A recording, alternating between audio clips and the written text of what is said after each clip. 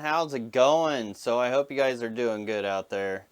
And I had a lot of footage left of these Melanitania Goldii Decai and these Assimilis mascara barbs. And I was trying to figure out what to do with it. I enjoyed it and I wanted to share it with you guys. So I figured I'd do more like a species profile kind of video for you guys and talk about the Melanitania Goldii Decai and the Dockensia Assimilis mascara barb.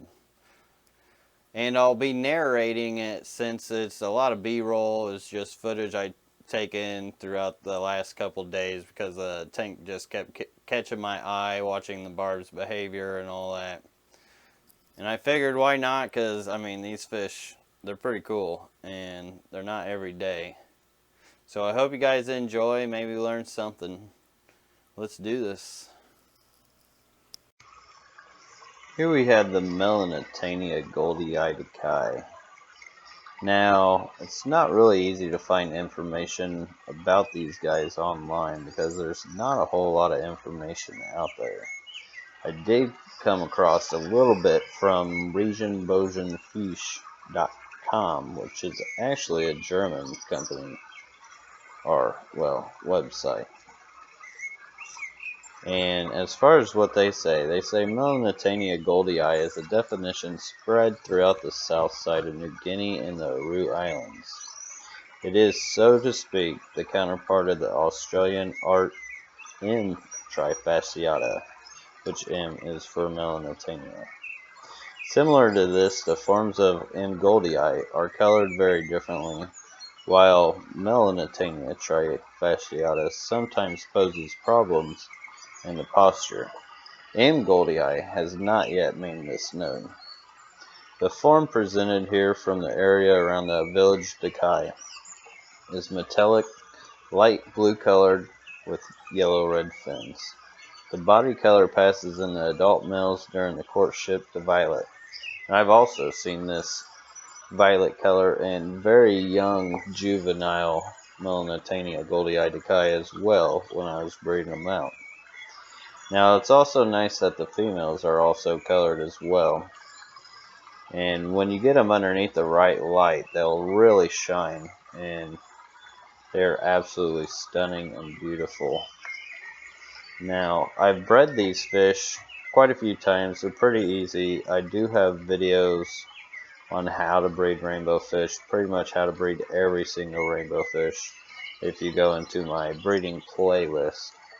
And these guys are pretty easy to breed. They're just hard to get because not a lot of people keep them or have had the opportunity to even get them. And I have been working on them. That's what that green container in the tank was for, which I also have a video about that, which I recently put out. But as far as temperatures, I've seen rainbow fish, and they're just like most Melanitania Melanitania. And they can range from 60 degrees up to 80 pluses. I haven't seen them much in the 90s myself, and I've seen them in both soft and hard water. Now they do really like the hard water. They need calcium and all that to just keep living and thriving. But they're really, really easy to take care of. They can be known to jump if you don't have a lid on your tank. And they are, for the most part, very peaceful fish. Now, some people have had troubles with rainbow fish once in a while. I have had hundreds and hundreds of rainbow fish, but I've only come across 2 rainbow fish that were absolute terrors and just could not live with anybody, and I don't know why that is. I guess once in a while you just get a bad apple. But for the most part, they make great community fish.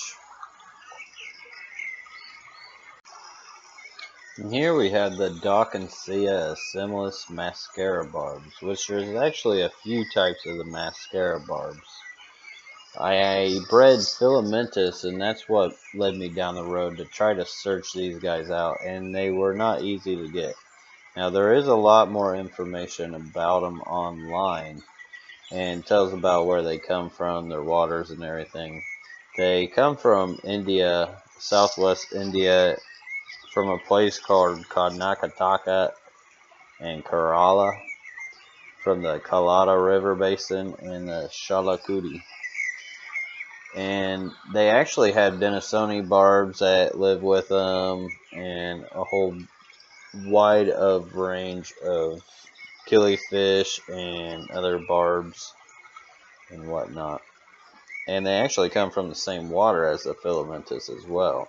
Now they'll get bigger than these rainbow fish. Those rainbow fish, which I failed to mention, they only get around 3 to 4 inches, as these guys will get more around 6 inches. And as they mature, they actually color up more and more. And they do take a long time to mature. I've actually been holding on to these fish for quite some time for the hopes of them to get to that maturity to breed. It was the same with the filamentous barbs. And the males, they'll start getting this nice red line the older they get that goes down their body, and the colors will start becoming more predominant. And the females, they're not as robust in color, but they do still have color. Now, I've kept them in hard water and soft water and never had any issue with it. And they breed pretty much the same as all egg scatterers do. It's just their eggs don't take that long to reproduce, so you do gotta pull them early. So I believe it's 12 or 24 to 48 hours to actually get the eggs to hatch, and that's what I'm hoping for. I'm hoping to get them breeding. I collected a bunch of eggs the other day. Like I said, I bred the filamentous, so hopefully these guys go too. But I really love to watch their behaviors, just how they interact with each other. Now, they do need a bigger tank, that's for sure. You can't keep them in a small tank. I don't know if I'd recommend anything under a 75 for them. Maybe a 55 because they have the length. But they definitely need space to run and stretch their legs. Now, they will jump, so you definitely want to keep a top on their tank. I've learned that the hard way. And besides that, they make great community fish, as you can see here with the rainbows. They don't really pick on any other fish. I've also got small blue neon goby in there, and everybody gets along fine. But yeah, that's the Dawkinsia similis mascara barb. So there you have it, Dawkinsia similis mascara barbs and the Melanitania goldie-eyed Kai rainbow fish. Hope you guys enjoyed, and until the next episode, peace.